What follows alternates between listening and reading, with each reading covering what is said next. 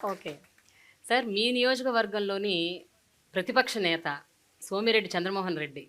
ఆయన కొన్ని ఏళ్లుగా, కొన్ని దఫాలుగా ఆయన తెలుగుదేశం గవర్నమెంట్ ఉన్నప్పుడు అగ్రికల్చర్ మినిస్టర్‌గా చేశారు. ఆయనకు అగ్రికల్చర్ మీద ఉన్నంత పట్టు ఎవరికీ లేదు అని ఆయన మీద ఆయనకున్న ఒక ఆత్మవిశ్వాసం.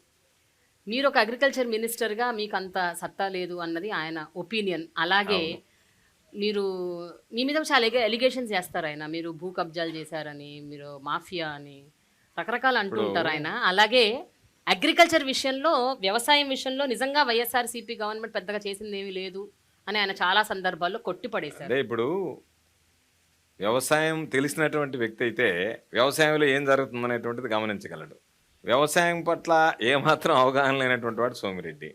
ఆయన ఇంటి పక్కనే నకిలీ ఎరువులు కుంభకోణం జరిగింది. రైతులకు సంబంధించినటువంటి ఎరువులు కుంభకోణంలో సూత్రధారి ఆయన. కాబట్టి ఒక వ్యవసాయ శాఖ మంత్రిగా పనిచేసేటువంటి వాడే రైతులకు నకిలీ ఎరువులు అమ్మినటువంటి వాడు. నేను అడుగుతున్నా సోమిరెడ్డిని. ఈరోజు నేను అనేక రకాలైనటువంటి చెప్పాం. ఆర్బీకే వ్యవస్థను గురించి చెప్పాం, ఫ్రీ క్రాప్ ఇన్సూరెన్స్ గురించి చెప్పాం, రైతులకు ఇన్పుట్ సబ్సిడీ గురించి చెప్పాం. అదేవిధంగా ఈరోజు మనం చేస్తున్నటువంటి అగ్రి ల్యాబ్స్ని గురించి చెప్పాం, ఫార్మ్ మెకనైజేషన్ గురించి చెప్పాం, మేము కమిషనర్ లేకుండా చేసినటువంటి పనుల గురించి చెప్పాం, స్టెబిలైజేషన్ ఫండ్ గురించి అనేక రకాలైనటువంటి వాటి అగ్రి ల్యాబ్స్ని గురించి, పొలం బడుల గురించి అన్నిటిని గురించి మనం మాట్లాడుకున్నాం, ఈరోజు డిస్కస్ చేసాం.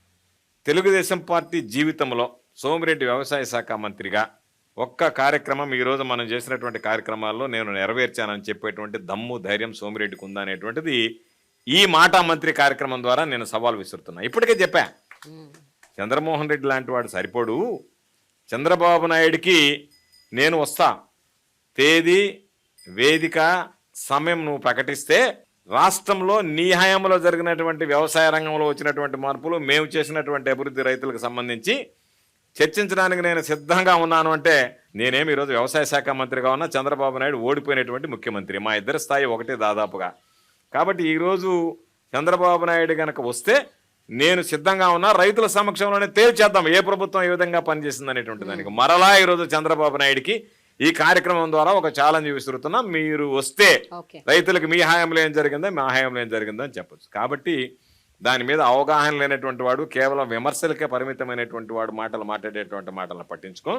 ఈ ప్రభుత్వం ఏమి చేసింది అనేటువంటిది ప్రతి ఒక్క రైతుకి తెలిసినటువంటి విషయం. Somireddy certificate, Chandrababu certificate discussion debate ఏమన్నా జరగాలంటే అది ఎలక్షన్స్ ముందే జరగాలి కదా సార్. ఇప్పుడు జరగాలనే కదా దాదాపుగా నెల రోజుల నుంచి 2 నెలల నుంచి పిలుస్తూనే ఉన్నాం. అనేక వేదికల మీద నుంచి పాత్రికేయుల సమావేశం పెట్టి పిలిచాం. దానికి చంద్రబాబు నాయుడు కనీసం వస్తాడో రాడో కూడా స్పందించడం లేదు. కాబట్టి చంద్రబాబు నాయుడుకి అంత ధైర్యం ఉంటే రమ్మనండి, మాట్లాడమనండి, చర్చిద్దాం, రైతులందరి సమక్షంలోనే చర్చిద్దాం. వాస్తవాలు ప్రజలు రైతులు తెలుసుకుంటారు.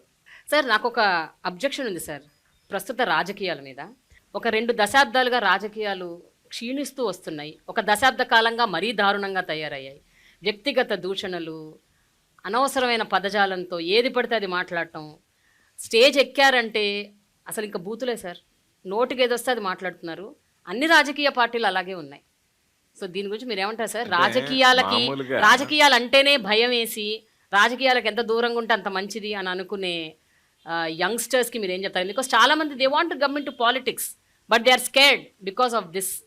మాది రాజకీయ నేపథ్యం ఉన్నటువంటి కుటుంబం. మా తండ్రి 18 సంవత్సరాలు పంచాయతీ సమితి అధ్యక్షుడిగా పనిచేశాడు. ఆ రోజుల్లో సమితి అంటే అత్యంత పవర్ఫుల్గా ఉండే, తర్వాత మండలాలు అయ్యాయి. మా అమ్మగారు 25 సంవత్సరాలు గ్రామ సర్పంచ్గా పనిచేశారు. నేను 5 సంవత్సరాలు జిల్లా పరిషత్ చైర్మన్గా పనిచేశాను. బహుశా ఈ రాష్ట్రంలోనే ఒకే కుటుంబంలో తండ్రి, తల్లి, కొడుకు 3 అంచెల వ్యవస్థలో పనిచేశాం. గ్రామ స్థాయి, బ్లాక్ స్థాయి, జిల్లా స్థాయి అరుదైనటువంటిది. తర్వాత 2 సార్లు నేను ఎమ్మెల్యే అయ్యాను. ఈరోజు ఉన్నటువంటి రాజకీయాల్లో మీకున్నటువంటి మార్గం ఒకటే. ఎదుటివాడు బురదలో పొల్లాడేటప్పుడు మనం ఆ బురదలో పొర్లాడడానికో లేకపోతే వాడితో సిద్ధపడడానికో సిద్ధమైతేనే రాజకీయాల్లో ఉండాలి. లేదు అనుకుంటూ నువ్వు ఎంత దూరం వెళ్ళినా వాడు ఆ బురద నీ మీద విసురుతానే ఉంటాడు. కాబట్టి రాజకీయాల్లో ఉండాల్సినప్పుడు మనకుండేటువంటి ప్రత్యర్థి, నేను అనేక సందర్భాల్లో చెప్తాను, నా దౌర్భాగ్యం నాకున్నటువంటి ప్రత్యర్థి నేను. కాబట్టి హుందాగా రాజకీయాలు చేయాలన్నా చేయించడానికి కూడా అవకాశం లేదు.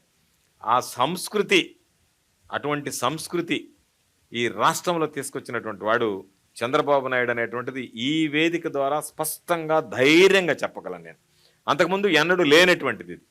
వాళ్ళని రకరకాలైనటువంటివి కేవలం కొన్ని సందర్భాలలో తెలుగుదేశం పార్టీ వాళ్ళు మైక్ తీసుకొని మహిళా ఎమ్మెల్యేలని, మహిళా మంత్రుల మీద వాడేటువంటి భాష, సభ్య సమాజం చీకొట్టేటువంటి విధంగా తలదించుకునేటువంటి విధంగా ఉంది.